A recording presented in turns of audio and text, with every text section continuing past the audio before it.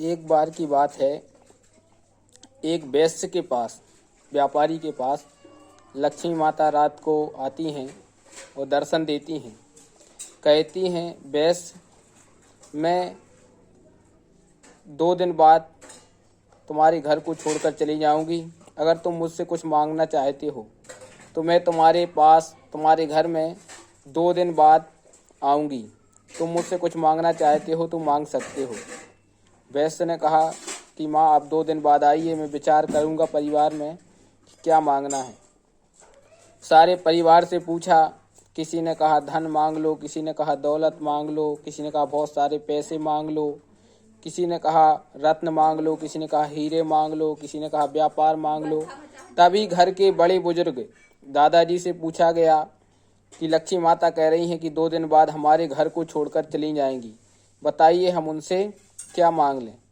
तब दादाजी ने कहा कि आप एक काम करिए कि उनसे सुमति मांग लीजिए कि हे भगवान, हे प्रभु, हमारे घर में सुमति बनी रहे, मतलब हमारे घर में एकता बनी रहे। क्योंकि जहाँ सुमति तहाँ संपत्ति नाना और जहाँ कुमति तहाँ विपत्ति निधाना।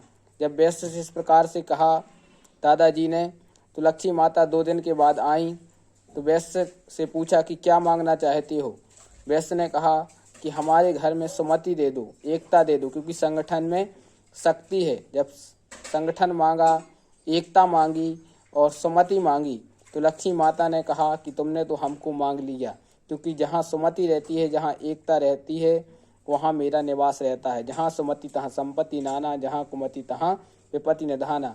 इसलिए तुम्हारे घर में एकता रहेगी तो मैं तुम्हारे घर को छोड़कर नहीं जाऊंगी। कहने का तात्पर्य यही है कि अपने परिवार में, अपने घर में, अपने समाज में, अपने देश में एकता का वातावरण बनाए रहें।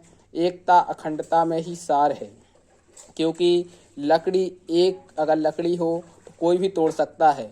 अगर लकड़ी गट्ठों में हो, बहुत सारी लकड़ी हो, तो उसको तोड़ना संभव नहीं हो पाता, क्योंकि उसको सहज ही तोड़ा नहीं जा सकता। इसलिए संगठन में रहें, एकता में रहें। अगर एकता में रहेंगे तो आपको कोई भी व्यक्ति तोड़ नहीं सकता। इसलिए अपने घर परिवार में एकता बनाए रखिए। हरे कृष्णा, राधे राधे।